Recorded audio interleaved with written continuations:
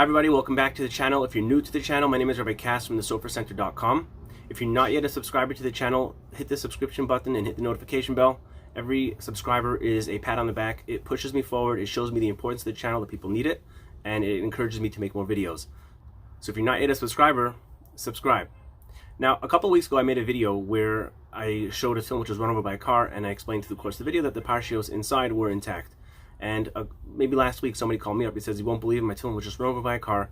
And the first thing I did was do a Google search, and I found your video, and I was relieved to find out that my tefillin could possibly be kosher. And that got me thinking that maybe I should make more of these kind of videos. And so just, I think it was Thursday last week, somebody brought me a pair of tefillin which was left in the basement for, I think he said, about 10 years. And when he took out the tefillin, they were covered in mold. So I didn't actually open up the tefillin yet. I do want to show you with this video. We're going to show you, I'm going to look through the tefillin. We'll talk about the ritzuos, the batim, what could be fixed, if it could be fixed. And then last but not least, we're going to open them up and see what the parshios inside look like. Now, I do have a video where I talk about the importance of keeping the tefillin in a temperature controlled environment. Where you're comfortable, that's where your tefillin will be comfortable. So after this video, at the end of this video, I'm going to put a link to that video in the screen. You'll see it pop up. If you haven't yet watched that video, consider watching that video, so you'll know exactly what you need to do to make sure that something like this will not happen to your tefillin. Okay, so with that being said, let me show you what the tefillin look like.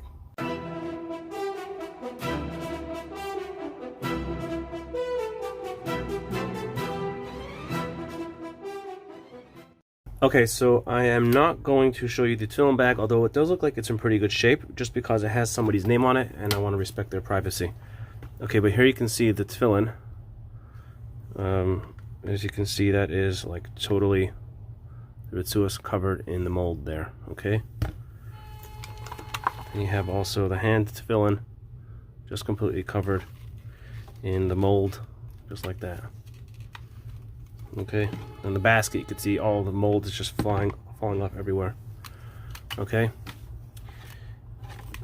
shucks.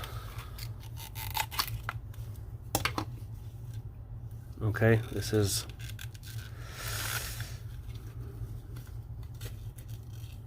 just covered in mold. It's doing that flaking like I talk about in one of my other videos. That happens when it sits for a long time. Okay, so let's see what the rosh looks like. It does smell pretty bad.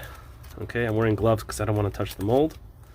It smells really strong like mold right here, right now. Look at that.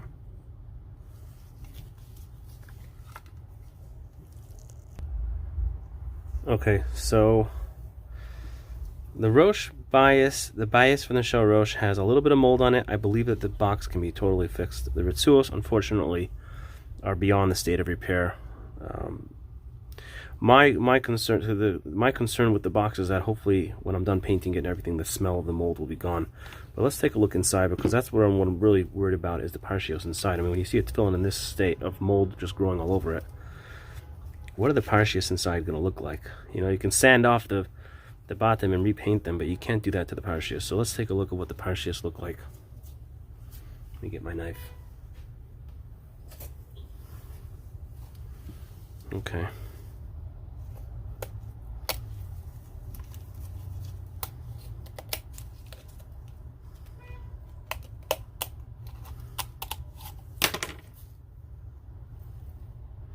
Well, there's a little bit of mold inside of there. Oh, I feel like the box is really starting to give away. When I open it, it doesn't have, you see how I open it, it just like, it stayed like that. It feels very, very soft, this part of the bias. Let's take out the parshios and take a look.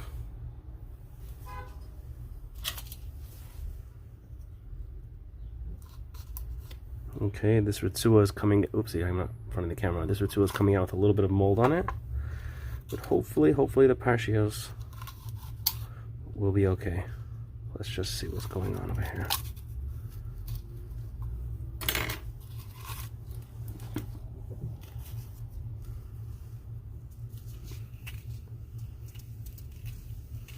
Would you believe it? They look fine to me. Ooh, see right at the end over there a little bit. Just over here a little bit at the end, you can see there's a little bit of mold growing on some of the letters. You see the Resh of Haaretz? But I think I could wipe that away. There. See it wiped off. So we're going to check these tefillin. And I'm hoping that the parshios will be salvageable, you know. The bottom, I'm going to try to repair them. The ritzuos, of course, need to be replaced. Nothing I can do for the ritzuos. And I'm just hoping that we can get the mold smell off of the tefillin. Now, these tefillin, if they would have been another couple of years, or perhaps in a more damp environment, they could have, you know, the mold would have definitely advanced to a stage beyond repair. So I consider the owner of these tefillin very, very lucky. Let me just take a quick peek inside the shorosh, although I think that the shorosh will probably fare better than the yad because there's not as much mold on the bottom of the rosh. Let's just take a quick look inside. Okay.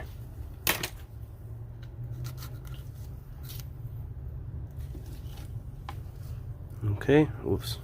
Does look pretty good to me. It's hard to work with gloves on.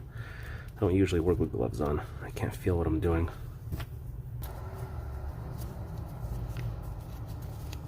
And these are actually really nice writing. It would be a real shame if these were to get ruined.